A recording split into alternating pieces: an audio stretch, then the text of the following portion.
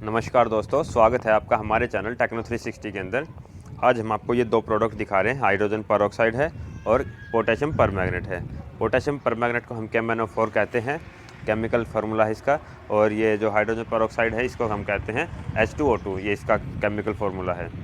तो आज हम इनको दोनों के यूज़ बताएंगे आपको और फिर इन दोनों का एक रिएक्शन करवा के आपको दिखाएंगे। तो सबसे पहले बताते हैं हाइड्रोजन परऑक्साइड का। हाइड्रोजन परऑक्साइड का हम यूज़ करते हैं क्लीनिंग के लिए। ये क्लीनिंग करने में काम आता है। क्या क्या क्लीन कर सकते हैं, जैसे कोई जख्म हो गया, कोई कट हो गया, कोई वाउंड मतलब जख्म हो गया, जैसे ईयर वैक्स हो गया, कान का मैल साफ़ करना, उसमें भी काम आता है। तो ये उनको साफ़ करता है ऑक्सीडेशन के प्रोसेस से। जैसे ईयर वैक्स जो होता है उसमें ऑक्सीडेशन का मतलब झाग बना देता है, उसके जो वैक्स होता है, वैक्स का जब इसके साथ रिएक्शन होगा तो वो उसके झाग बना देगा और उसको हम इजीली क्लीन कर सकते हैं। अगर सूखा हुआ वैक्स हो उसको भी ये झाग बना देता है और ये हम उसको क्लीन कर सकते हैं। और ये है potassium permanganate. Potassium permanganate as a antiseptic होता है। इसका हम यूज़ जख्म को क्लीनिंग करने के लिए कर सकते हैं और सबसे ज़्यादा इसका यूज़ होता है स्किन इन्फेक्शन में। जब भी स्किन पे कोई इन्फेक्शन हो जाता है तो हम इसकी जो है हल्के गर्म पानी के अंदर थोड़ी सी 2-4 क्रिस्टल डाल के उसकी एज ए बाथ यूज़ करते हैं या फिर उसकी सिकाई करते हैं। तो ये एज ए एंटीसेप्टिक होता है। तो आज हम आपको इन दोनों का एक रिएक्शन करके दिखाएंगे, हाइड्रोजन परऑक्साइड का और पोटेशियम परमैंगनेट का। तो अभी मैं आपको दिखाता हूँ। ये हमने यहाँ टेबल के ऊपर पोटेशियम ले लिया है, हाइड्रोजन परऑक्साइड ले लिया है और ये हमने एक गिलास लिया है। अब इस गिलास के अंदर हम डालेंगे पोटेशियम परमैंगनेट। तो एक बार इसको डालते हैं। ये हमारा पोटेशियम परमैंगनेट के क्रिस्टल हैं, देख सकते हैं आप। अब हम इसको डालेंगे उसके अंदर, गिलास के अंदर।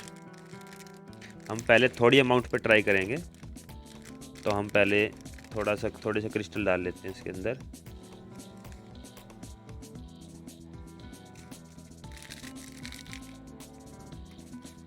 तो हमने डाले हैं पहले इतने क्रिस्टल, ये आपको दिख रहे होंगे, ये क्रिस्टल डाले हैं हमने।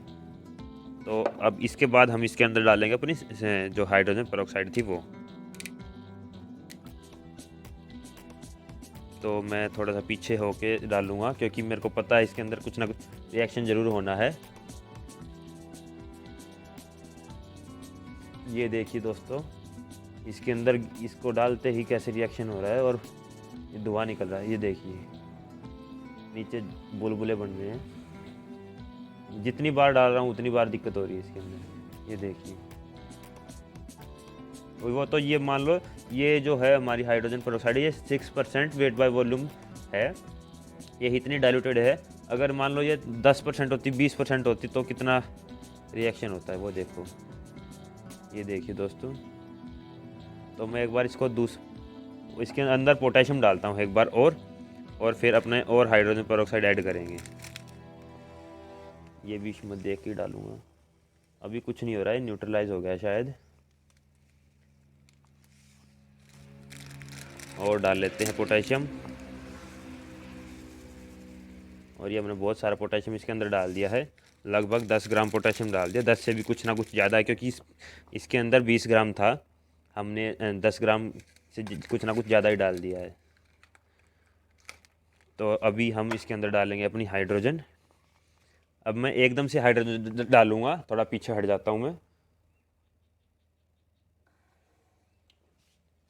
ये देखिए, एक इस तरह कोका कोला की तरह ब्लैक हो गया और कैसे उछल रहा है। ये देखिए दोस्तों, क्या खतरनाक चीज़ है। अब ये मेरे को कुछ ये नीचे थोड़ा हाइड्रोजन अलग दिख रही है, मैं इसके अंदर पोटेशियम डालूंगा अलग से।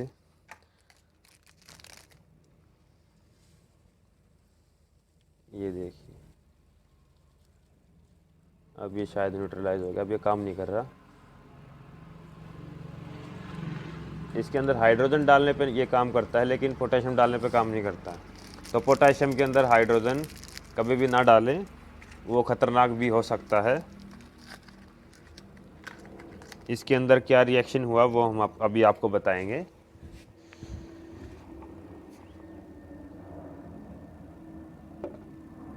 ये गर्म हो गया है दोस्तों, बहुत गर्म है।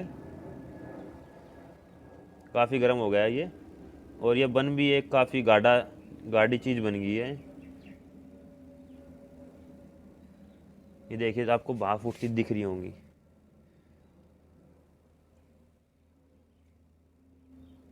ये बिल्कुल जैसे गाड़ी से जो इंजन ऑयल निकालते हैं बेकार, उसकी तरह बिल्कुल गाढ़ा हो गया है ये। तो जो हमने रिएक्शन किया था उसके अंदर ऐसा क्यों हुआ? वो हुआ इसलिए क्योंकि KMnO4 को जब हम हाइड्रोजन पेरोक्साइड के अंदर मिलाते हैं तो ऑक्सीजन के बबल्स निकलते हैं उसके अंदर से, वो ऑक्सीजन प्रोड्यूस होती है और ऑक्सीजन बाहर निकलती है। और ये देखिए जहाँ से मैंने गिलास को पकड़ा था वहाँ से देखिए मेरे हाथ पे ये रच गया है और ये बिल्कुल ब्लैकिश हो गया मेरा हाथ। तो पता नहीं ये कितने दिन में साफ़ होगा, क्योंकि पोटेशियम का जब कलर हाथ पे लग जाता है तो वो कई टाइम लगाता है साफ़ होने के लिए। पोटेशियम का हो गया, आयोडीन का हो गया, दोनों चीज़ें ऐसी हैं, उसमें टाइम लगता है साफ़ होने के लिए। तो इस तरह के रिएक्शन ये आप घर पे ट्राई मत करना, क्योंकि वो गर्म भी उसमें भी होता है और वो शायद कुछ एलर्जी की रिएक्शन भी कर सकता है। क्योंकि जो हाइड्रोजन होती है वो अगर कंसनट्रेटेड हो वो तो आपको हाथ जो अपनी स्किन होती है उसके स्किन के टिश्यू को डैमेज कर देती है, वो उनको वाइट कलर का कर देती है। जैसे मैं बोतल को जहाँ से पकड़े हुए था वहाँ से ये हल्की हल्की थोड़ी लीकेज हुई है और मेरी जो टिप्स हैं उंगलियों की वो हल्की हल्की वाइट हो गई और हल्की हल्की जलन हो रही है। मैंने पानी के साथ उसको धो तो लिया है, अब फिर भी फ़र्क है। तो ये था हाइड्रोजन पेरोक्साइड और पोटेशियम परमैंगनेट का रिएक्शन।